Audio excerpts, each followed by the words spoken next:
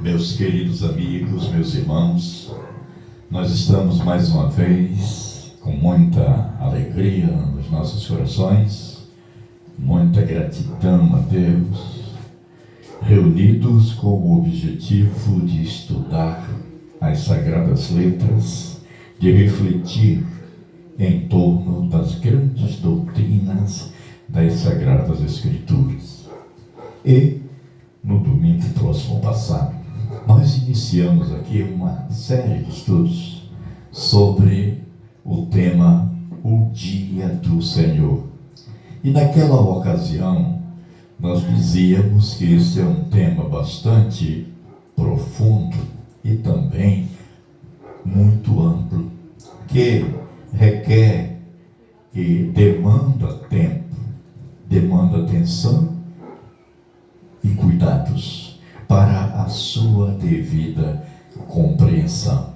Ora, nós dissemos naquela ocasião que o Dia do Senhor, considerado sobre o aspecto negativo, ele não se trata do sábado da criação. Todos nós sabemos, à luz da Palavra de Deus, das Sagradas Escrituras, que o sábado da criação, ou seja, o sétimo dia da semana, ele tem em seu bojo uma doutrina, um ensinamento carregado e extremamente ligado à obra criadora de Deus. Como diz lá o escritor sagrado, o legislador Moisés, ele diz que o Senhor construiu o mundo, o universo e as coisas que nele existem em 6 dias. E no 7º dia, o Senhor descansou de toda a obra que fizera. Portanto, o sábado, ele está a priori ligado ou intrinsecamente ligado à obra criadora de Deus. No passar do tempo, o sábado ele passou a ser um sinal, mas precisamente no período da dispensação da promessa. Ele era um sinal. Aliás, vamos voltar aqui. No período da dispensação da lei, na dispensação da promessa, o sinal entre Deus e o homem era a circuncisão. No período da lei, o sinal era o sábado do repouso semanal, de tal maneira que a não observância, o não cumprimento da lei do sábado acarretou no exílio babilônico, que durou 70 setes, ou seja, 70 anos. Era uma forma em que os judeus estavam pagando pela não observância do sábado, porque a terra precisava descansar. E como ela não descansou dentro da boa vontade do povo hebreu, o Senhor os fez cumprir de uma forma mais dolorosa. E também, amados, nós dissemos que o dia do Senhor não é, conforme Apocalipse 10, não se trata do domingo da redenção. Por que nós estamos dizendo isso aqui mais uma vez, frisando isso outra vez? É porque para o sabatista, o dia do Senhor, revelado em Apocalipse 10, para João, é o sábado. Enquanto que para os adoradores que adoram no primeiro dia da semana, eles entendem que esse dia, o dia do Senhor, é o domingo. E nós concluímos a nossa fala dizendo que nem uma coisa e nem outra, nem é o sábado do Velho Testamento ligado à criação e que serviu como sinal entre Deus e o seu povo no período da lei, e nem o primeiro dia da semana, o domingo da redenção, Porque assim como o sábado, ele lembra a obra da criação, o domingo lembra a obra da redenção, porque é o dia em que o Senhor Jesus Cristo ressuscitou, e a igreja primitiva passou a ter o primeiro dia da semana, não o domingo, porque essa expressão não está na Bíblia, mas o primeiro dia da semana passou a ser o dia que eles escolheram para adorar e também comemorar o dia da ressurreição do Mestre. Então, se não é o sábado da lei, o sábado que lembra a criação, e se não é o domingo que lembra o dia da redenção, então que dia seria esse? Qual é esse dia do Senhor que o apóstolo, o vidente João, celebra aqui no versículo 10 do capítulo 1 do livro de Apocalipse? Meus amados, esse é o dia do Senhor, registrado no Velho Testamento. Inclusive, várias passagens bíblicas fazem menção a esse dia nos escritos proféticos. E hoje nós queremos ler Isaías capítulo 2, versículo 12, que fala exatamente deste dia. Se não, vejamos Isaías 2 e 12. A palavra de Deus diz assim: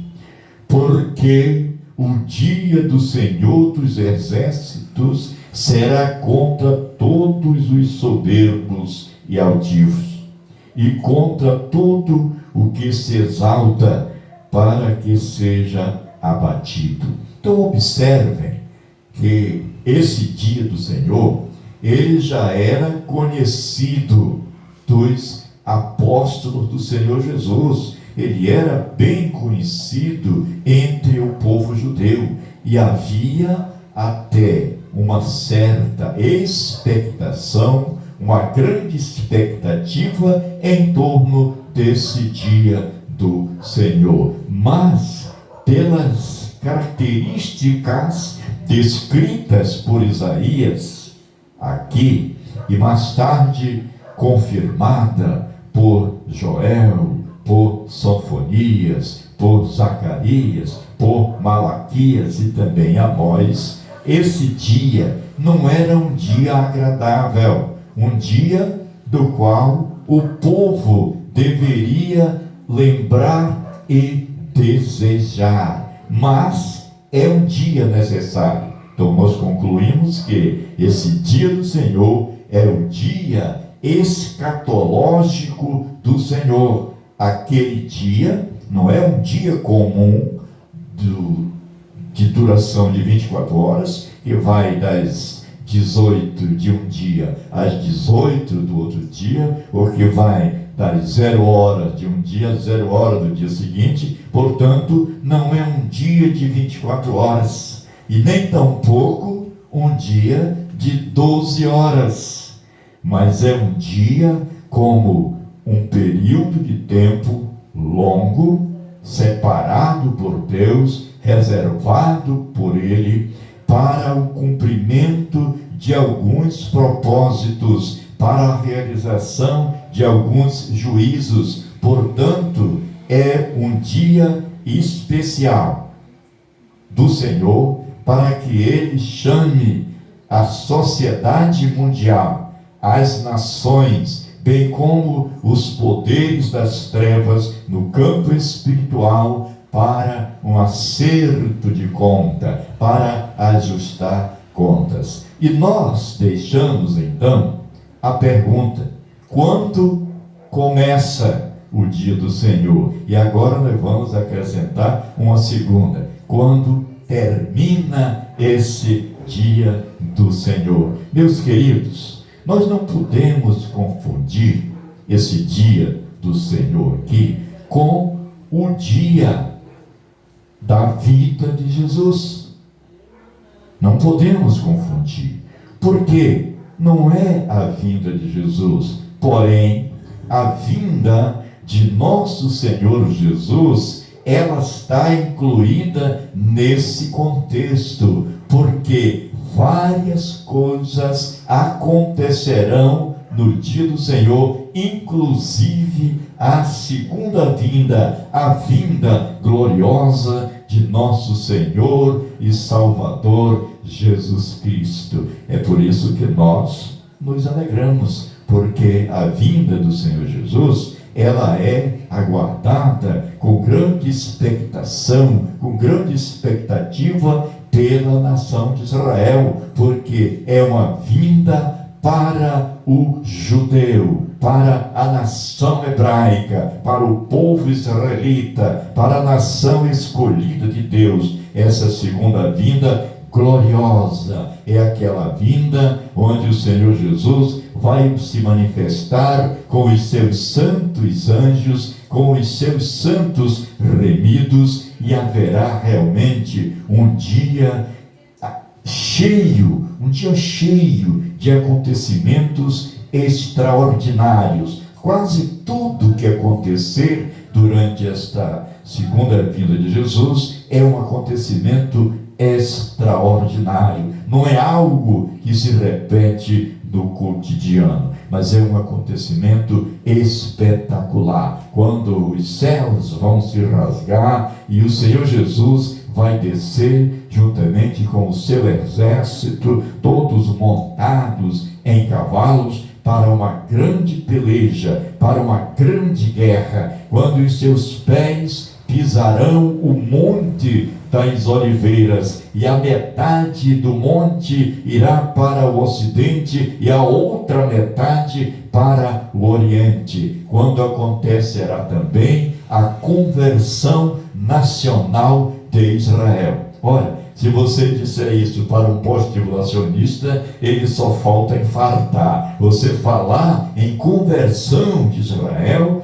para os pós-tribulacionistas é uma ofensa, é um ataque ao intelecto daqueles irmãos. Mas essa é uma realidade, é uma premissa bíblica. Aliás, quando eles falam em tom de deboche, caçoando dos pré-tribulacionistas, eles dizem que é todo Israel que vai se converter, dizendo que essa é uma história criada por John Nelson Darby ou por C.H. Scofield, de maneiras que não é uma coisa nem outra. Nem Dona Margaret MacDonald não tem nada a ver com isso também. Tudo história criada para tentar fazer com que os pré-tribulacionistas jovens acabem se colocando em dúvida. Mas graças a Deus que restam nós aqui, os velhos, que ainda têm a firmeza de dizer que a vinda de Cristo é pré-tribulacional e que no dia da vinda de Jesus, já no decorrer do dia do Senhor, haverá sim uma conversão nacional de Israel. Mas como Paulo diz, apenas uma terça parte, apenas o remanescente, aqueles que vão dizer naquele dia: Hosana nas alturas, ou seja, salva-nos, Senhor, como diz o livro de Joel, capítulo 2, versículo 32. Naquele dia, todo aquele que invocar o nome do Senhor será salvo. Então haverá uma quantidade grande de judeus salvos, que se converterão naquele dia e dirão: este é o Messias a quem nós aguardávamos. E haverá um arrependimento, muito choro, muito arrependimento por parte dos judeus por não terem recebido Jesus em seu primeiro advento. Pois bem, mas quando é que inicia esse dia, queridos?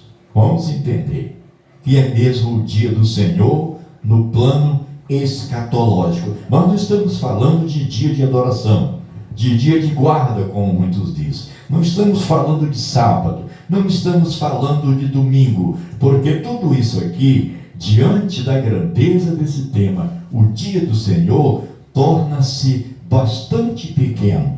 Não é que não seja importante. Claro, o sábado teve a sua importância, como o domingo teve a sua importância, mas a relevância deste dia, ela torna essas doutrinas pequenas, o sábado bem como o domingo. Porque Paulo, falando acerca desta experiência, daqueles constantes atritos que ele costumava esclarecer, alguns judaizantes querendo retornar à prática do judaísmo, querendo voltar a observar a lei, falando da importância do sábado, Paulo diz que não se trata de dia, que não é festa, que não é lua nova, que não é lua cheia, nem sábado, porém o corpo é Cristo, a vinda de Jesus, a morte de Jesus na cruz,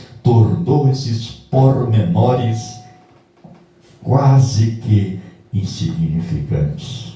Porém o corpo é Cristo, porque o Filho do homem, palavras do próprio Jesus, o Filho do homem, ele é Senhor de todas as coisas, até do sábado. O sábado é que tem que bater continência para Jesus, é o sábado que tem que se curvar de rosto em terra para saudar o Senhor Jesus. O que passar disso não é bíblico. Então, meus amados, quando começa esse dia? Olha só, nós somos considerados dispensacionalistas. Talvez em algum outro momento nós paremos aqui um pouquinho para falar acerca do dispensacionalismo. O que é verdadeiramente o dispensacionalismo bíblico? Porque eu vejo também muitos pós-tribulacionistas por aí, muitos amilenistas por aí, falando muito mal do dispensacionalismo. E há até quem diga que o dispensacionalismo é um Deus, o Deus Cronos, que era o Deus dos gregos, né? O Cronos, o tempo. É adorar o Cronos. O cristão que é dispensacionalista é um adorador do tempo, de Cronos. Com todo respeito a essas pessoas, mas é preciso ler melhor as Escrituras, para não andar falando esse tipo de asneiras que servem para colocar dúvida naqueles intelectos menos experimentados, meus queridos irmãos. O dispensacionalista é alguém que reconhece, de acordo com as Escrituras Sagradas, que Deus tratou com os homens de forma diferentes em determinados momentos da história, e isso caracteriza o dispensacionalismo, ou seja, reconhecer que Deus tratou com o homem de forma diferente. Seria uma grande incongruência da nossa parte, amados, dizer aqui que Deus tratou com Adão antes da queda da mesma forma que ele tratou com Adão depois da queda. É óbvio que Adão, antes da queda, foi tratado por Deus de uma maneira, e que depois da queda ele foi tratado de outra maneira. Assim como também é muito claro para nós, como diz um determinado pensador, que para o bom entendedor, um acento é uma gramática que Deus tratou com o homem no período do Velho Testamento, ou seja, na dispensação da lei, de uma forma, e trata de outra forma com o homem na dispensação da graça. Isso não é verdadeiro? Negar essa verdade é negar as Escrituras Sagradas, meus queridos irmãos. Então, quando começa o dia do Senhor? Ora, esse dia do Senhor, ele só vai começar depois do arrebatamento da igreja. Tenhamos isso bem claramente em nossas mentes e em nossos corações, que Deus, Ele só vai estabelecer esse marco do dia do Senhor depois do arrebatamento da igreja. Por quê? Com o arrebatamento da igreja, encerra-se a dispensação da graça, ou dispensação da igreja, ou ainda a dispensação do Espírito Santo, como é conhecido na teologia. A igreja será raptada, o Espírito Santo de Deus vai, a exemplo do que aconteceu com Eliezer, pegar a noiva. Eliezer apanhou a noiva para Isaac em Padã Arã e subiu com ela para Canaã, para entregá-la a Isaac. Mesma forma, o Espírito Santo vai pegar a noiva aqui na terra e vai levá-la para apresentar ao Senhor Jesus nos céus, como diz Paulo aos Tessalonicenses. Então, a partir desse momento, nós estaremos para sempre com o Senhor. Antes, porém, a igreja precisa ser raptada, o rapto da igreja. Essa é uma expressão que vem do latim, que indica o arrebatamento, ou seja, ser arrebatado é ser tomado com força, quase que com violência.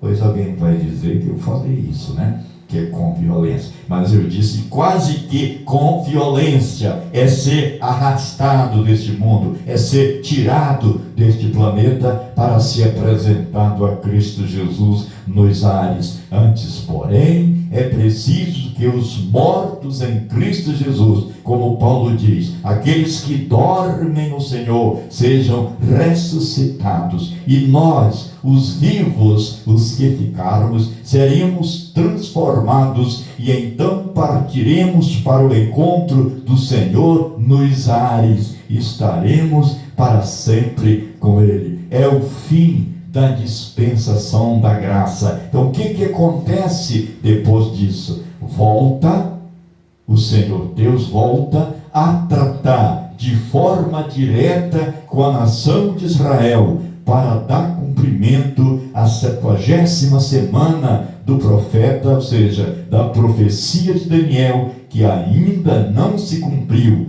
Cumpriram-se apenas 69 semanas, e são 70, e falta uma para ser cumprida. Prometo também, com a misericórdia de Deus, que falaremos aqui sobre as 70 semanas do profeta Daniel. Então a igreja é retirada, está decretado o fim da dispensação da graça, volta a última semana da profecia de Daniel, e então o Senhor tem o seu decreto do dia do Senhor, que começará, anotem, ele não começa com o arrebatamento.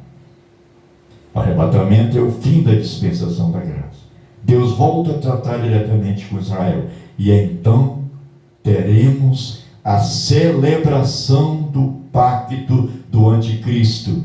Alguns dizem por aí, ele vai celebrar um pacto com a nação de Israel também. Mas não será apenas com a nação de Israel, porque existem muitos interesses voltados para a Palestina. E Daniel diz em seu livro que ele fará aliança com muitos.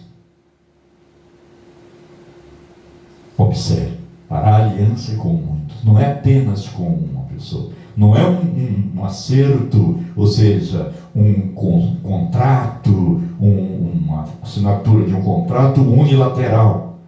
Esse contrato não vai ser assinado com os judeus às escondidas dos árabes, de outros interesses voltados para a Palestina. Não, mas ali haverá uma assembleia.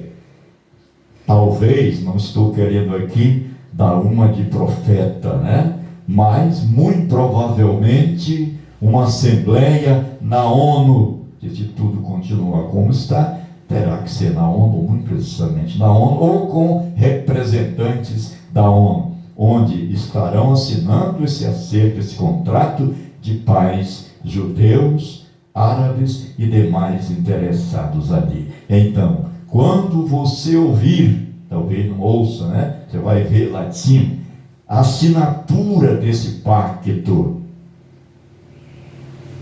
a menos que o pacto seja assinado previamente, mas não pode. Não pode porque a Escritura Sagrada diz que,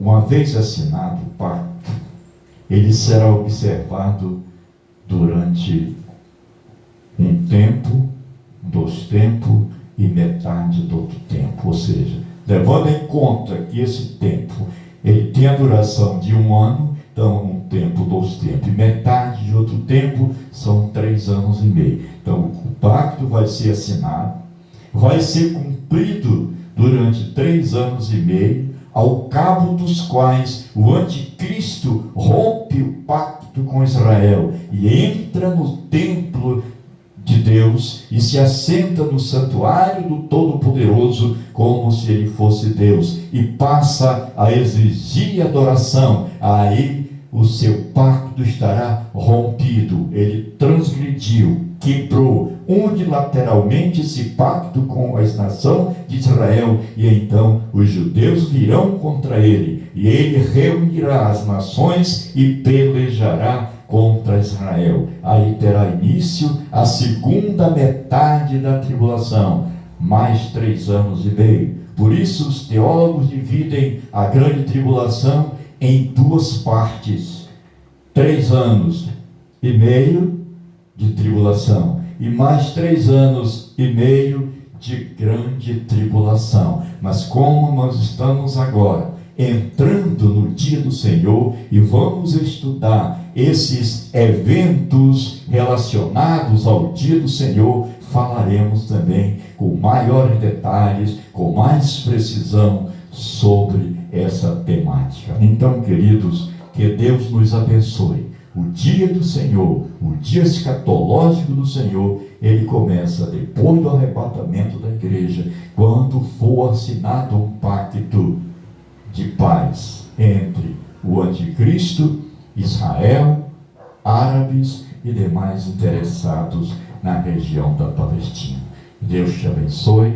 Você pode nos ajudar deixando o seu like. Envie a sua pergunta ou o seu comentário e nós teremos o maior prazer em ler o seu comentário, se for o caso de responder, e faremos isso com todo respeito, com todo carinho. Que o Senhor Jesus abençoe a tua vida, a tua família, e o Espírito Santo do Senhor te conceda uma semana de bênçãos e de muita paz. Muito obrigado.